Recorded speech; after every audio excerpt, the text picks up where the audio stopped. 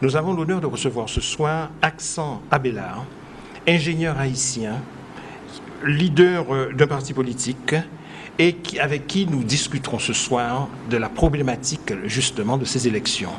Harry, je te laisse la parole. Je dis bonsoir à mon ami Aksan. Bonsoir Harry. Bonsoir à tous les spectateurs de la Guadeloupe et d'Haïti et de par le monde. Effectivement, on est très heureux ce soir d'avoir Aksan à la table, qui est un ami on disait ami de 30 ans, mais là c'est pas 30 ans, c'est un ami de 35 ans. Ah oui, parce que c'est à l'époque où on était étudiant. 75, on était étudiant à Paris. À Paris 7. À Paris, on a été étudiant à Paris à l'époque, à l'école d'ingénieur. Et c'est vrai que c'est quelque chose d'assez particulier, parce que, pour l'anecdote, Aksan est plutôt c'est un ingénieur, et ce n'est pas quelqu'un qui d'emblée est rentré dans le jeu politique. C'était pas un politicien, c'est un homme d'affaires, technicien, qui fait des projets, qui est pragmatique et qui a été prof de mathématiques, qui a beaucoup enseigné mathématiques, ingénierie, sciences des matériaux. Ces domaines-là ne vont pas avec la politique. La politique est plus... Nous le vivons en ce moment, les conséquences de la politique en direct. L'histoire de son pays a conduit Aksan à faire un choix qui a été de se présenter aux élections présidentielles parce qu'il pense qu'il faut changer Haïti, qu'il faut construire Haïti, qu'il faut bâtir Haïti, et c'est peut-être le moment pour qu'un bâtisseur prenne les choses en main en Haïti. Je ne peux pas. Je serais mal placé pour dire qu'il a fait un mauvais choix, parce que ça fait un moment que je pense que c'est l'homme de la situation. Je le connais, carré, scientifique, et je crois qu'Haïti aujourd'hui a besoin d'un homme comme ça pour résoudre tous les problèmes auxquels Haïti se trouve confronté.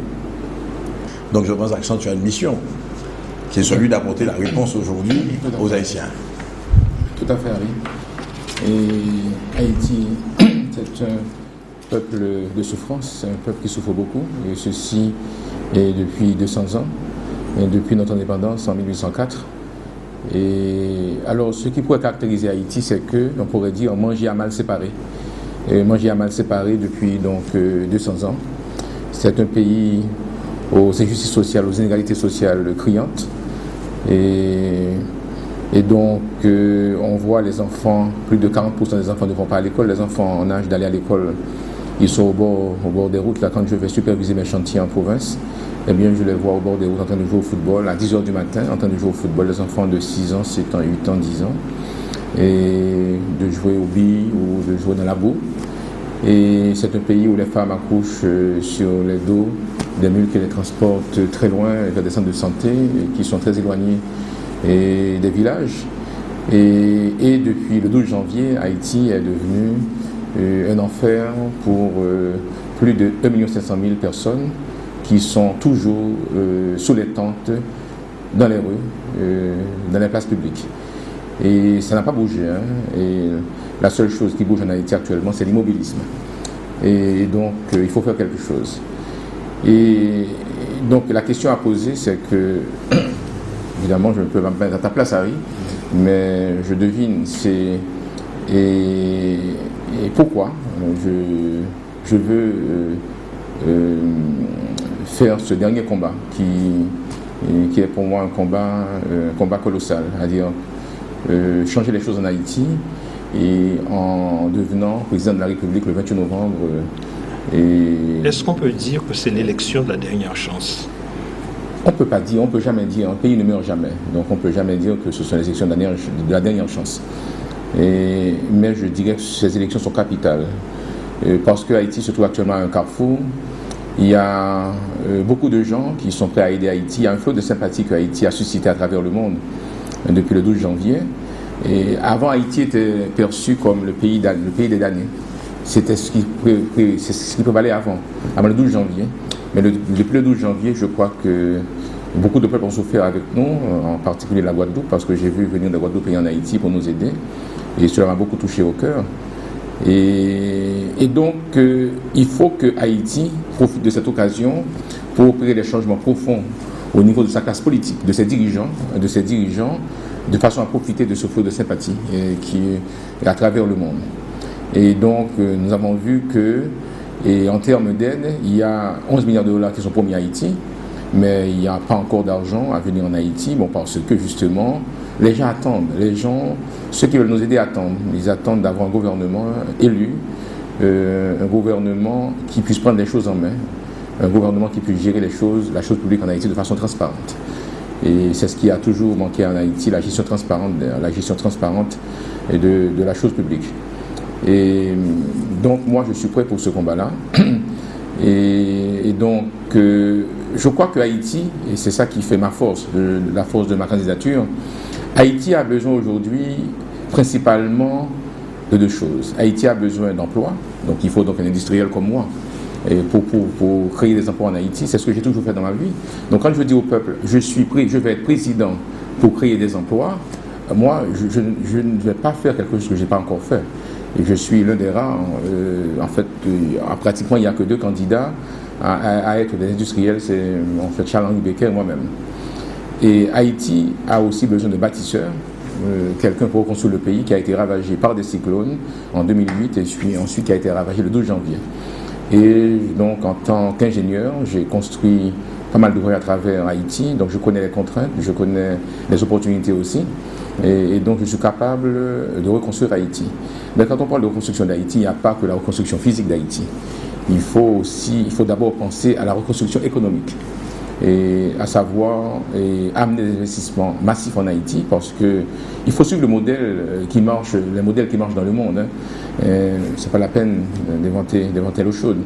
Et il y a des modèles comme la République dominicaine qui est à côté de nous qui marchent, des modèles comme la Chine qui marchent, parce qu'il y a beaucoup de gens qui viennent investir dans ces pays-là, en particulier en République dominicaine, et Haïti n'a pas suffisamment d'épargne, et donc c'est pas un investissement massif et qu'on peut développer Haïti, parce que chaque Haïtien rêve, 95% des Haïtiens rêvent d'aller aux États-Unis ou bien en Guadeloupe justement. Il y en a plein qui sont en Guadeloupe ou bien au Canada parce qu'ils cherchent du travail. L'Haïtien, c'est quelqu'un qui veut gagner sa vie à la sueur de son front. Donc, ils cherchent du travail à travers le monde. Ils veulent tous partir, laisser Haïti. C'est parce qu'ils n'aiment pas Haïti, c'est parce qu'ils veulent travailler pour subvenir aux besoins de leur famille. Alors justement, je voulais poser une question à ce moment-là. Comment rétablir justement, parce que pour l'investissement, faut-il encore que les investisseurs aient confiance? Comment ramener la confiance en Haïti? Quelles seront, j'ai envie de vous demander, vos premières priorités justement pour rétablir la confiance qui suppose justement la venue de ces investisseurs? Donc j'ai dit que la politique, l'axe de ma politique sera basé sur l'emploi, la création d'emplois. Et création d'emplois signifie investissement massif, pour avoir un taux de croissance de l'ordre de 8 à 10%. Okay? Et si on veut avoir des investissements, il faut que les investisseurs aient confiance, puisque ce sont des investisseurs étrangers ou bien des gens de la diaspora haïtienne qui vivent un peu partout dans le monde. Et l'élément capital, c'est la sécurité. S'il n'y a pas un climat de sécurité en Haïti, eh bien personne ne viendra mettre un sou en Haïti. Et donc, ma première priorité sera d'établir un climat de sécurité en Haïti. Et donc, il faut prendre des risques, il faut prendre des décisions qui sont peut-être aux yeux de certains dangereuses ou bien, mais il faut prendre des décisions. Et moi-même, je ramène l'armée en Haïti. Alors, vous êtes pour le retour de l'armée nationale haïtienne? Oui, écoutez, on a en Haïti plus de... Vous pensez que ça a été une erreur d'Aristide de l'avoir supprimé? Oui, absolument. Écoutez, on a en Haïti plus de 8 000 militaires étrangers. Donc c'est bizarre. On a des militaires étrangers en Haïti. Plus de 8 000 de la MINUSTA. C'est ça, et puis il n'y a pas de militaires haïtiens. Oui. Les militaires haïtiens sont interdits de fonctionner. Donc ceci n'a pas de sens. Et l'armée, pour moi, ça a un effet à la fois, donc un effet réel sur le plan de la sécurité, ça a aussi à la fois un effet psychologique sur le plan de la sécurité, parce que les bandits qui sévissent en Haïti, les kidnappeurs, ils n'ont pas peur de la police. Et donc la police a besoin d'être renforcée, certainement, je vais renforcer la police aussi. Mais ils ont peur de l'armée, ces bandits-là. Et si l'armée est en Haïti, revient dans les casernes, donc je parle d'une nouvelle armée, je parle d'une armée de jeunes, des jeunes qui veulent servir leur pays, et des jeunes qui ne vont pas se lancer, reprendre la tradition de faire des coups d'État en Haïti. Donc c'est cette nouvelle armée que nous allons créer. Et ceci, c'est ça qui va être l'élément catalyseur pour pouvoir établir un climat de sécurité en Haïti de façon à promouvoir les investissements étrangers et de la diaspora haïtienne en Haïti. Et avec la Guadeloupe, certainement, je voudrais établir des liens très forts. Et, tu sais, Harry, nous avons tenté ensemble de faire des investissements en Haïti et c'est justement la sécurité et l'instabilité politique qui t'a fait un peu replier sur les positions que tu étais en train de prendre en Haïti, que tu avais déjà prises d'ailleurs en Haïti. Et donc, je voudrais trouver le moyen de coopérer avec la Guadeloupe quand je serai président de la République d'Haïti le 7 février 2011. Alors justement, on aura l'occasion de revenir justement sur la coopération qui est possible entre la Guadeloupe et Haïti. L'autre point, la sécurité bien sûr, l'autre point important aussi qui souvent fait réfléchir un certain nombre de gens concernant Haïti, c'est la corruption. Quelle sera votre démarche là-dessus ? Alors, Haïti, c'est un pays, bon, je dis qu'Haïti a besoin d'un industriel, il a besoin d'un ingénieur, mais il a aussi besoin d'un homme qui prend des risques. Hein. Et mon métier, c'est justement de prendre des risques. Et c'est ce que j'ai toujours fait dans ma vie en tant qu'entrepreneur. Et donc, moi-même, je suis un homme de conviction. Je préfère perdre avec mes convictions que de gagner en laissant de côté mes convictions. Et Haïti est un pays aux rêves carnivores. C'est-à-dire c'est un pays où vos rêves vous dévorent. Justement, parce que si vous rêvez trop grand ou trop beau, eh bien, vous risquez d'être emporté par ces rêves-là. Et moi, je suis prêt à prendre les risques qu'il faut pour combattre la corruption en Haïti, parce que la corruption va beaucoup plus loin que les gens ne l'imaginent.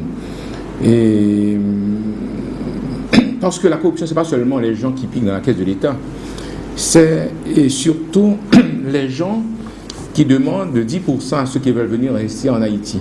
Quand un industriel vient investir en Haïti, eh bien, il faut casquer un pourcentage assez élevé.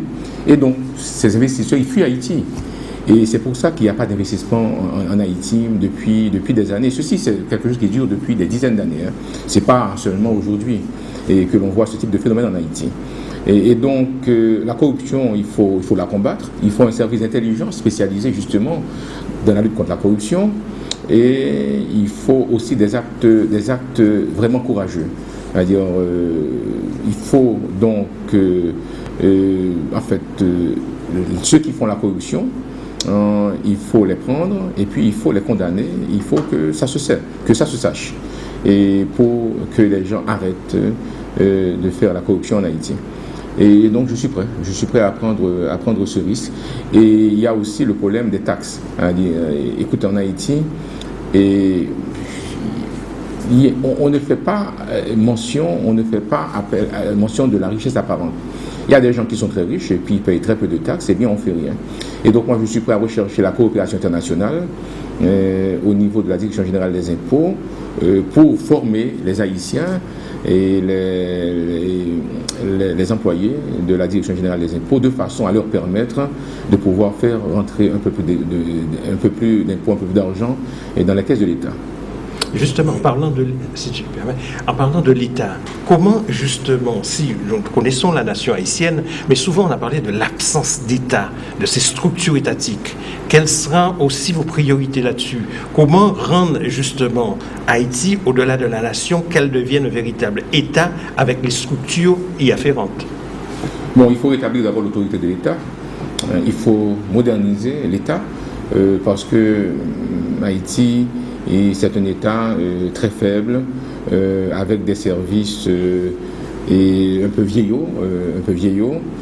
Et donc, il faut informatiser. Et non seulement mettre des procédures célères, rapides, mais il faut aussi informatiser l'État haïtien. Donc, c'est un État où il y a très peu d'ordinateurs, et c'est centralisé aussi, où dans les villes de province.